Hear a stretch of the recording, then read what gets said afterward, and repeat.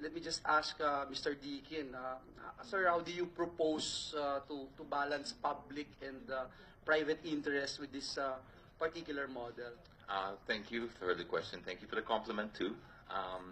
Yes, so far, just before I get to that and answer that question, so far I've noticed that the argument seems to be going backwards and forwards against Uber versus Uber Grab versus taxi. Uber Grab's better and convenient, and I think that's a moot point. I think that the conversation should have evolved a long time ago had it been allowed to, because there's really no competition with the taxis, or there shouldn't be, should I say. Shouldn't be any competition with the taxi. I think what the conversation should evolve into is how Uber and Grab affect private cars, because that's the goal here. As it's been explained even by Attorney Lizada's figures that she showed, every megacity around the world will tell you the same thing, that, and this pains me to say as a car enthusiast, but private cars are the source, the major source of congestion in any megacity.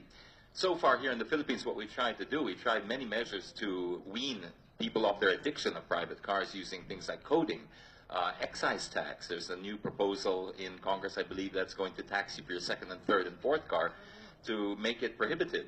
All of these programs have been met with so much resistance from the general public simply because we don't have an alternative. That's it. That's all it is. So we've gravitated towards the natural alternative based purely on efficiency, which is Uber and Grab and the ride-sharing model.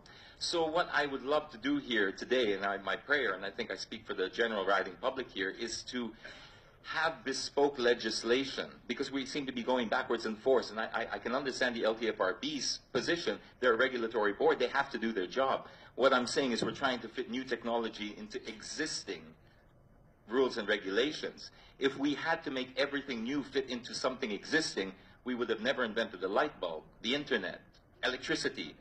You cannot write laws and regulations for things that don't exist, and up until 2015, this did not exist in the Philippines. But we're thankful that we have other models of other countries that we can actually get best practices from.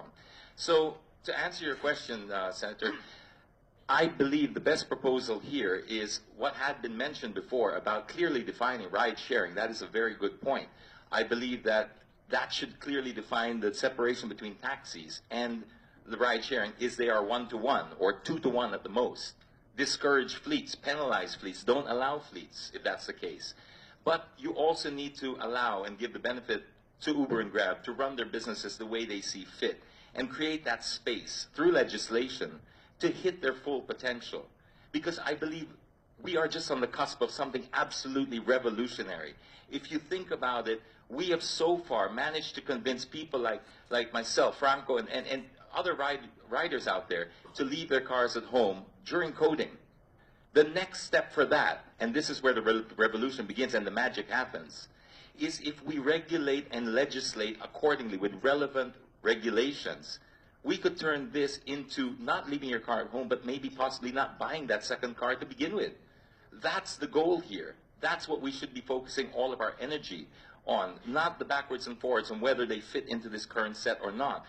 We also need, and I understand Attorney Suntay's point, I concede totally that point. We have demonized the taxi cabs because of their behavior, but then we need to look at the cause of that behavior. Why are they behaving that way? As he pointed out, nobody should be expected to spend 1 peso to earn back 90 centavos. But during peak times, that's what's happening in the cabs. So they have no choice. They gotta eat. They have to get creative with their income. And this is what we want to address in the same legislation, sana. We put the two together and we say, okay, what defines TNBS? What are the benefits of that? Obviously, the public embrace it. We don't need to even coerce them into using it. It will just be natural. I could use myself as an example. I'll happily give up my cars. Not all of them, because I think there's still room for private cars.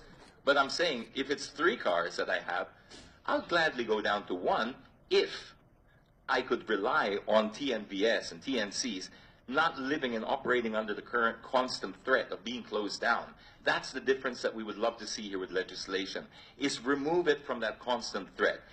Give it a government guarantee. Give the public a government guarantee that this can operate legally and within the spirit. That, I guess, is the major point here. Try to keep the spirit intact. Don't mess with the spirit, because that's the magic there. But clearly define it. Maybe we can also maybe allow Uber and Grab to enjoy maybe a 20% price premium. This way it's clearly defined. People will naturally choose. I mean, you have the aircon and the non-aircon buses. I took one the other day, and I was surprised to see how little the difference was. I was on an aircon bus going one way, and I came back on an un-aircon bus, and I realized it's so small. And I actually asked passengers, is it really worth your while? They said, when you add that up over 7 days a week, 2 or 3 times a day, yes, it does. And that's why they choose to sit on a non-aircon bus versus an aircon. So if we created a price premium for Uber and Grab of, let's say, 15 or 20%, and then we allowed the cabs to have their dynamic pricing, and in return for this leeway that we've given the TNCs to operate within their spirit, ask back for some of that technology. They've already agreed. I think Uber Flash is a fantastic opportunity to lend to our taxi industry so that they too can have dynamic pricing, because it's totally unfair to fix static pricing on something as dynamic as traffic. We get the idea when we talk about hotels and airlines, even rice and sugar. Everything has to go up and down. Yet these poor guys are sitting there with 75 pesos an hour. I was surprised to hear that. I knew it was going to be something staggering, but for their boundary to be 60 pesos an hour and then to get earned 75 pesos an hour in traffic, we can't expect anyone to live like that. So I think what it really needs to be addressed here is not necessarily Uber, Grab, taxi, etc., but the actual regulations. Let's just create the framework and the space for them to hit the full potential, and they watch the magic happen. Because the Filipino is worth driving for. Oh, wow. Well, Mr. Deakin, LTFRB, I think you found yourselves a good mediator between the different public utility vehicles. So thank you for your wonderful insight on this. I think now I will close and I will ask Mr. Deakin to give us a few more insights before I give my conclusion. Thank you, Madam Chair. Basically, I'd like to just close with what I said earlier, because I think that's the point. It does require its own legislation. If we don't want it to compete with the taxis, which it shouldn't, we shouldn't put them in the same regulation, because if you regulate it like a duck, it will be a duck. So that's what we want to avoid. And it seems a little odd to me, or ironic in a way, that this is a shared economy and it's outsourcing. The Philippines is the BPO capital of the world, at least for voice. So we not just get the concept of economy, shared economy, we actually base a lot of our national economy on that. So what we're trying to do is do the same thing, use the shared economy and outsource the chore of driving. As much as I'm an enthusiast, nobody enjoys driving during peak hour in congested cities. So what we're doing is we are now outsourcing that to people who can now make a living. It's win-win-win. Everybody wins. And if we can now affect the private sector and private cars, it's a big win for the whole country. What I love about the TNVS is the diversity of drivers that you get. You speak to them and you'll be amazed. If you catch them for a week and you just talk to your drivers for a week, you'll find mothers, lolos, OFWs. It's wonderful to see. And some of these people have been given an opportunity to work when the rest of the traditional workforce has turned their back on them. Think of a senior citizen who has been forced to retire at 60, but is very much a productive member of society because 60 is the new 40. And this person is told by regular workforce, we don't need you, we don't want you, you're a liability. This person can now work and drive for us. This person can now interact with society. We also look at the technology where sometimes you think, oh, it's going to cannibalize. But Skype and Viber, I remember the telcos fighting that as well. But they'll coexist. We still send SMS, and we still use Viber and WhatsApp, because these are two different sorts. Not everybody has an internet connection. Not everybody wants to spend on a 3G data connection. So these are the things where we need to use this opportunity now to create more opportunities to find a better way forward. We've established here, and there's no argument so far, that this is the better way forward. It's just now a question of regulation and being fair. But by being fair and leveling the playing field, as has been mentioned today many times, let's not ask Grab and Uber to go down. Let's ask the others to come up. Let's help them come up. Let's create a better way forward, because we're sending a clear message to the world and to progress. You are welcome here.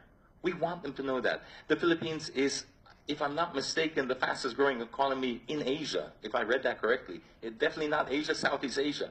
We're growing. And the biggest threat that we have, and I'm sure Dr. Cal will agree with me, is transport. The transport crisis is the only thing threatening to slow down that progress. And here comes solutions staring us in the face. We should use the energy finding a way to legalize it instead of ban it. That's where we should be spending our energy, madam. That is where I'd like to see. Now, just to cap it off, Ms. Medina mentioned a very good point. Safety should be at the center of everything, and everything fall around that.